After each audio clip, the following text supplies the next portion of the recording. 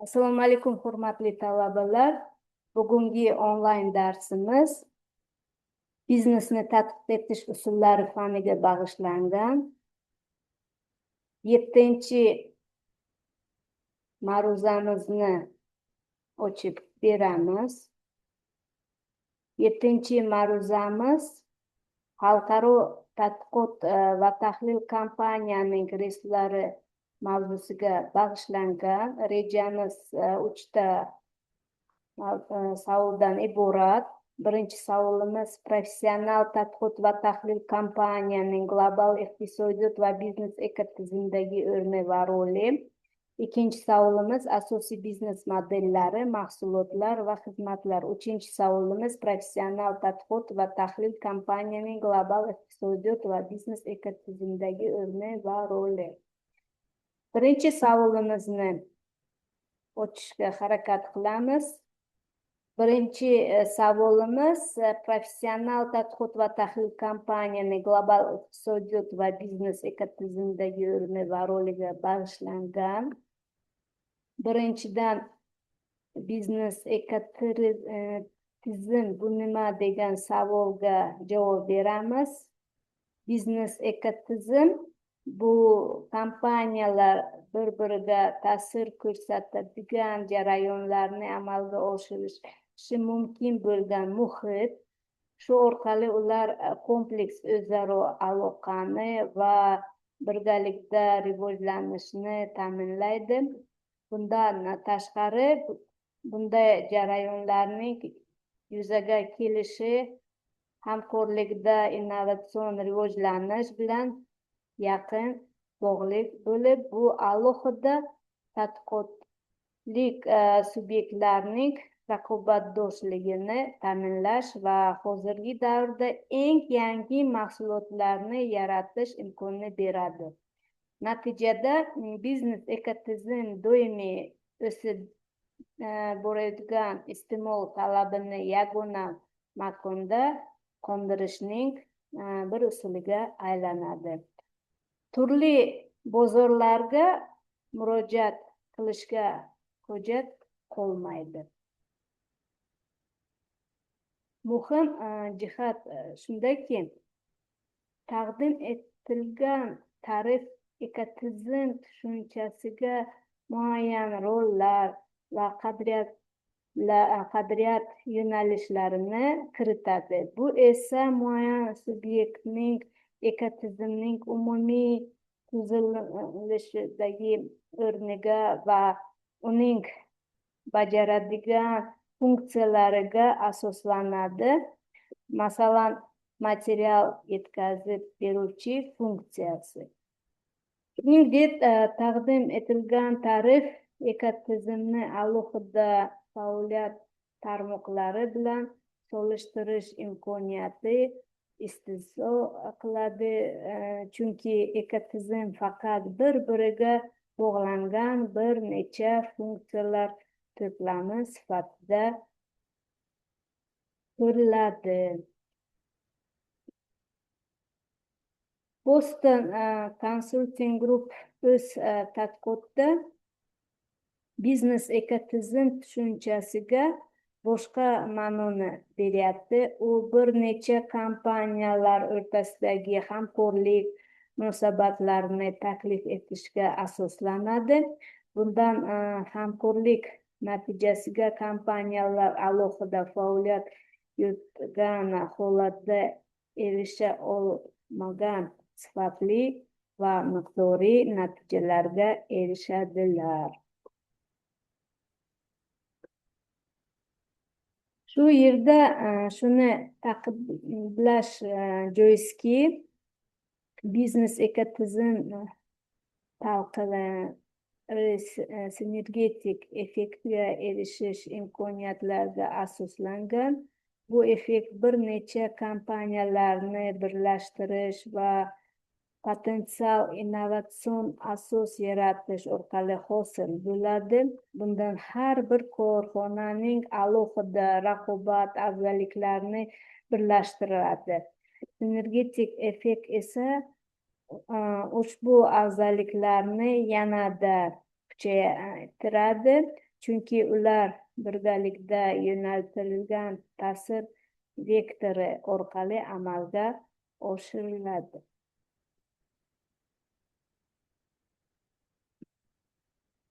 Bundan tashqari shuni ta'kidlash kerakki, bundan yondashuv risklarni optimallashtirish va kompleks javobgarlik tamoyillariga asoslanadi.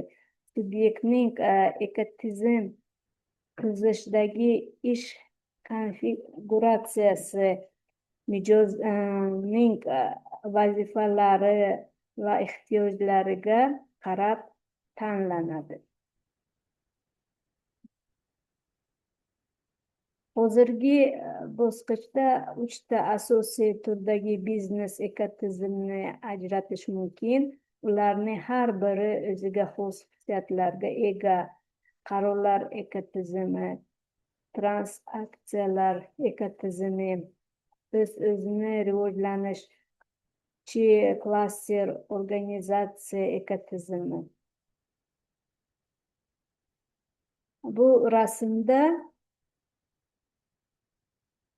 har bir ko'rsatilgan tizimni quyidagicha tavsiflash mumkinligini ko'rsatib bergan. Birinchi, masalan, qarorlar ekotizimi. Ushbu turdagi biznes ekotizim ma'lum bir mahsulot va xizmatlar ro'yxatini yaratishni nazarda tutadi. Bu esa 2 yoki undan ortiq tadbirkorlik subyektlarining hamkorlik tamoyillari asosida amalga oshiriladi. Bu tur transaksiyalar ekotizimi, marketplace tizimi kompaniya va uning mijozlari o'rtasidagi raqamli interaksiya tizimi sifatida tashkil etiladi. Asosiy xususiyati ekotizimning mohiyati bu platforma doirasida mustaqil sotuvchilar va potensial mijozlarni integratsiya qilishdan iborat. Natijada o'zaro faoliyat prinsiplari asosida interaksiya yuzaga keladi, ya'ni ham sotuvchi ham mijoz faol ishtirok etadi. Professional tadqiqot va tahlil kompaniyaning global iqtisodiyot va biznes ekotizimdagi o'rni va rolida ekotizimlar o'z muvaffaqiyatini ommalashuv orqali ko'rsatadi, chunki ular global korporativ kompaniyalar daromadining taxminan 1/3 qismini tashkil etadi. Aslida transaksiyalar ekotizimi bugungi kunda bozorni shakllantiruvchi tizim bo'lib, umumiy bozor transformatsiyalar jarayoniga kompleks ta'sir ko'rsatadi. Bu esa yangi kompaniyalar uchun ushbu ekotizimga kirish strategiyasini ishlab chiqish va keyinchalik mustahkamlash zarurligini taqozo etadi. Mavjud kompaniyalar esa faol raqobat sharoitida rivojlanish yo'llarini izlashga mavjud bo'ladi. Professional tadqiqot va tahlil kompaniyaning global iqtisodiyot va biznes ekotizimdagi rolini ochishga shuni ta'kidlash lozimki, transaksiyalar ekotizimlari amaliyotda ham katta ommaboplikka ega. Hozirgi kunga mahalliy bozor bir necha asosiy marketplace'lar bilan ifodalanadi. Masalan, Yandex, Uber, Ozon va boshqalar. Uber ayni paytda yetakchi pozitsiyani egallagan, chunki uning ekotizimda demak deyarli 100 ta servis kiritilgan bo'lib, ular ham iste'molchilarga ham kompaniyalarga yo'naltirilgan. O'z-o'zini rivojlanuvchi klaster organizatsiya ekotizimni Bu tur ekotizimni ma'lum bir kompaniya asosida shakllantirishni nazarda tutadi. Biroq bu yondashuv kam o'rganilgan va ko'proq samarali emas, chunki hozirgi kunda bunday ekotizimning barqaror ishlashini ta'minlaydigan samarali boshqaruv vositalari mavjud emas. Shuni ham ta'kidlash lozimki, biznesning ekotizimni qayta yaratishda yo'naltirilgan sharoitida mavjud ekotizim turlarini hisobga olish asosiy jarayon hisoblanadi. Bu jarayon kompaniyaning ehtiyoj va manfaatlariga maksimal mos keladigan shakllantirish strategiyasini tanlash imkoniyatiga asoslanadi. Professional tadqiqot va tahlil kompaniyalar. Bu nima? Bu korporatsiyalar, hukumatlar va boshqa tashkilotlar uchun bozor, sanoat, kompaniya va iste'molchilar haqida ma'lumot yig'ish, tahlil qilish va sharhlash bilan shug'ullanuvchi kompaniyalar. Biznes modeli bu kompaniyaning qanday qilib qiymat yaratish, yetkazishni va ushlashni tasvirlovchi konsepsiyasidir. U kompaniyaning muvaffaqiyatli ishlari uchun qanday faoliyatlar va strategiyalarni amalga oshirishni kerakligini aniqlaydi. Biznes modeli kompaniya strategiyasi va operatsiyalari uchun yo'l xaritasini taqdim etadi va bozorda muvaffaqiyat qozonish uchun qanday yo'llar bilan daromad olish mumkinligini ko'rsatadi. Kompaniya mijozlarga qanday noyob qiymat yoki foyda yetkazadi. Bu qiymat raqobatchiliklardan qanday farq qiladi? Misol, Apple kompaniyasining iPhone mahsuloti yuqori sifatli va innovatsion dizayn bilan boshqa smartfonlardan ajratib turadi. Kim kompaniyaning mijozlari, ularning ehtiyojlari va muammolari qanday degan savolga misol keltiramiz. Nike sport kiyimlar va aksessuarlarning har xil yoshdagi sportchilar va fitness ixlosmandlariga taklif etadi. Kompaniya mijozlarga qanday yo'llar bilan yetib boradi? Mahsulot yoki xizmat qanday taqdim etiladi va tarqatiladi degan savollarga misol qilish mumkin. Amazon onlayn sotuv platformasi orqali mijozlarga keng turdagi mahsulotlarni tez va qulay yetkazib beradi.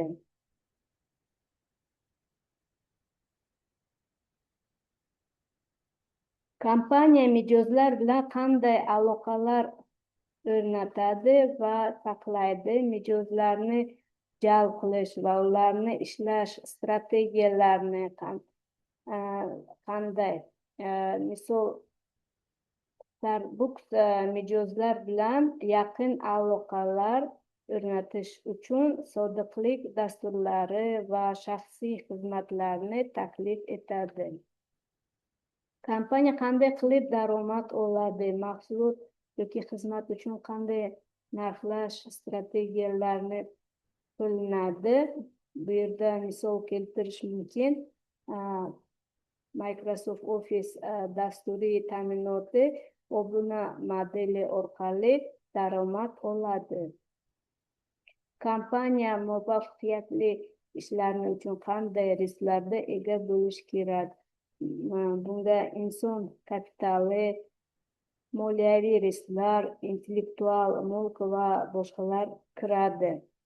Google kompaniyasining asosiy resurslari orasida kuchli texnologik infratuzilma va qobiliyatli dasturchilar jamoasi mavjud. Kompaniya qimmat taklifini yetkazish uchun qanday asosiy faoliyatni amalga oshirish kerak? Bu faoliyatlar ishlab chiqarish, marketing, sotish va boshqalarni o'z ichiga oladi. Toyota kompaniyasining asosiy faoliyati avtomobillarni ishlab chiqarish va sifat nazorati. Misol keltiramiz. Kompaniya muvaffaqiyatli ishlash uchun qanday hamkorlikni o'rganish kerak? Hamkorlar orasida yetkazib beruvchilar, distribyutorlar va strategik sheriklar bo'lishi mumkin. Bu yerda misol keltirish mumkin. Intel va Apple kompaniyalari ular bir-biri bilan hamkorlik qilib, yuqori sifatli mikrochiplar va kompyuterlarni yaratadilar. Kompaniyada qaysi asosiy xarajatlarni o'z zimmasiga oladi? Xarajatlar tuzilmasi, faoliyat, risklar va hamkorlikka bog'liq. Shuning uchun Uber kompaniyasining asosiy harakatlari haydovchilar to'lovlari va texnologik infratuzilma saqlashga qaratilgan. Biznes model turlarini ko'rib chiqamiz. Birinchi, ishlab chiqarish.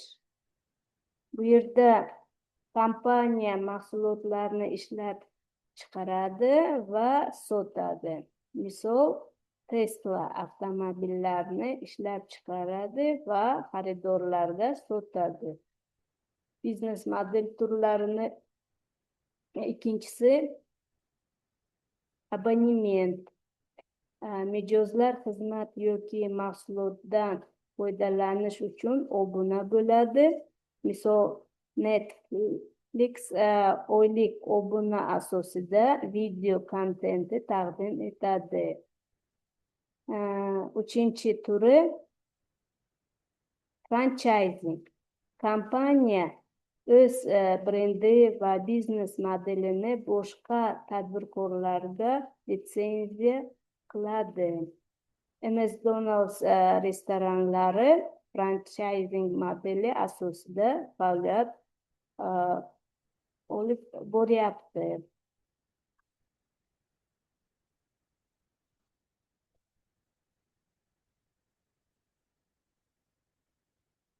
O'rta kompaniya haqida gapirsak agar,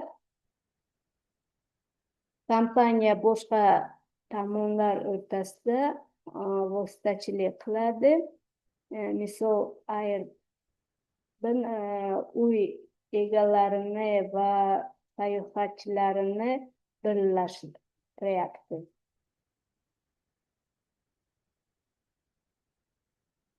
Reklama haqida gapirsak agar, kompaniya o'z platformasida reklama joylashtirish orqali daromad oladi.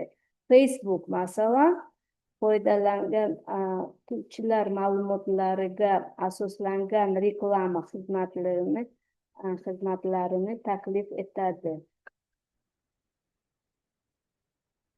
Biznes modeli tanlashda e'tibor berishga kerak bo'lgan omillar bu bozor talabi, raqobat muhiti, moliyaviy barqarorlik, texnologik taraqqiyot.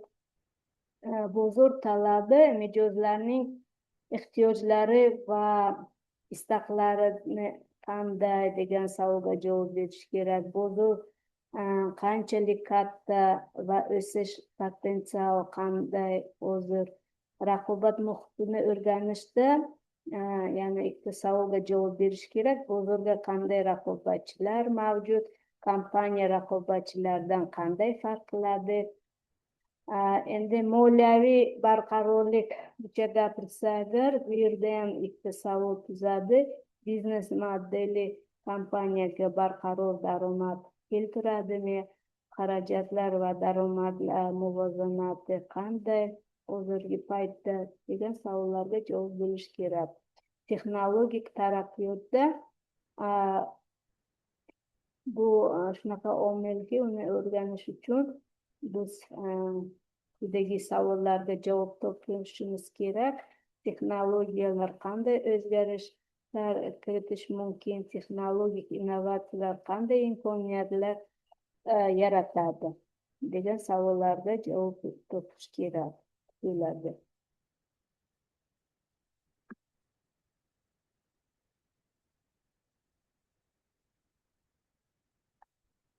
Biz qisqacha 7-mavzumizni ochdik. Professional tadqiqot va tahlil kompaniyaning global iqtisodiyot va biznes ekosistemidagi o'rni va rolini o'rganib chiqdik.